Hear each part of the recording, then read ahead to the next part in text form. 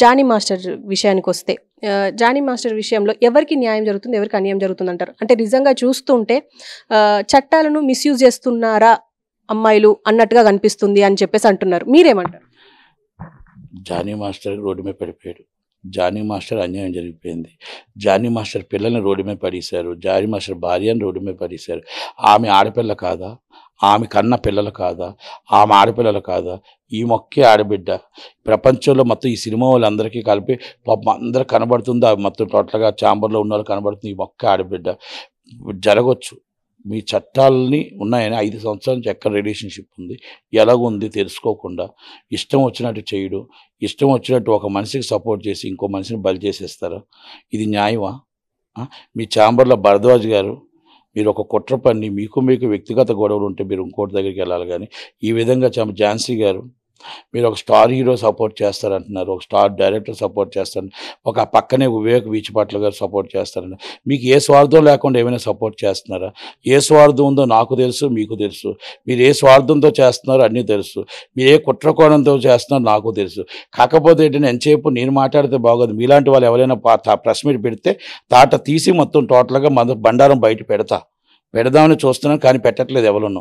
అది ఒక్కసారి press meet పెడితే భరద్వాజ మొత్తం ఆ కమిటీ వాళ్ళందరి జాతకాలు బయట పెట్టి అసలు ఎవరెవరి జాతకాలు ఏంటి, ఎక్కడ కుట్రకోణం ఉందో నేను కూడా పెడతా. త్వరలోనే టైం వస్తుంది.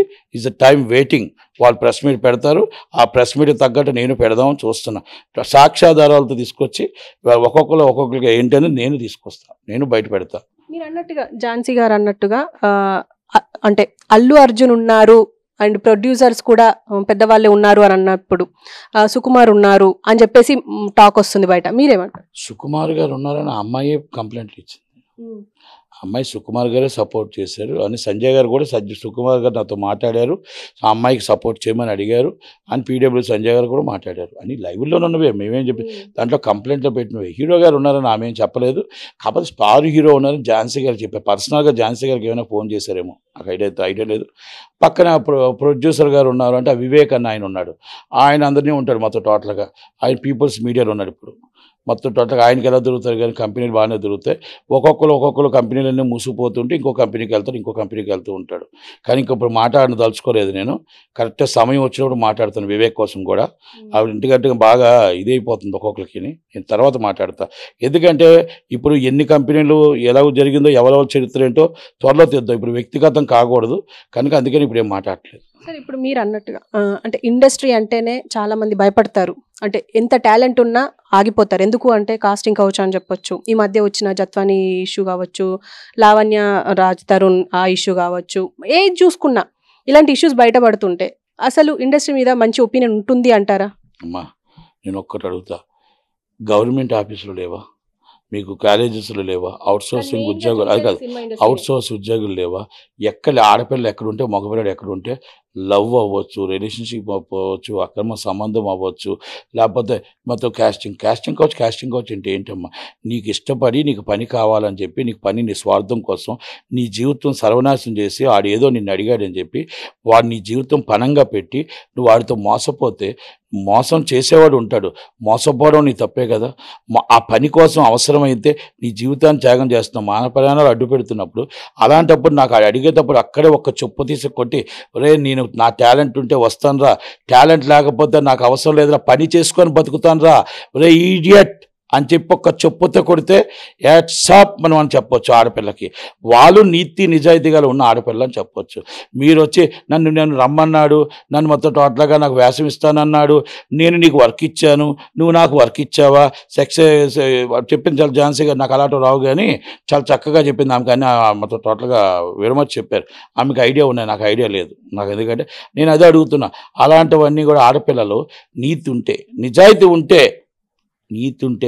ఉంటే ఆడు అడిగిన వెంటనే చెప్పుతో తప్పని కొట్టి అప్పుడు ఇమీడియట్లీ తల్లికో తండ్రికో అక్కడ ఉన్న వాళ్ళకు ఆ కంప్లైంట్ పెడుతుంది. 5 సంవత్సరాల తర్వాత వాడుకొని మొత్తం టోటల్గా స్టార్ కంపెనీలుగా అయిపోయి ఇష్టం వచ్చేట్టు అన్నీ చేసుకొని పెళ్లి చేసుకుందాం అనుకొని భార్యని పిల్లల్ని రోడ్డు మీద పడేద్దాం అనుకొని మొత్తం టోటల్గా గోల్డ్లు కొనుక్కొని మొత్తం అంతా బీభత్సం చేసుకొని జానీ మాస్టర్ని నడి రోడ్డు మీద తీసుకొచ్చి గురువుకే పంగనామాలు పెట్టిన వాళ్ళని మరి ఏమనమంటారు?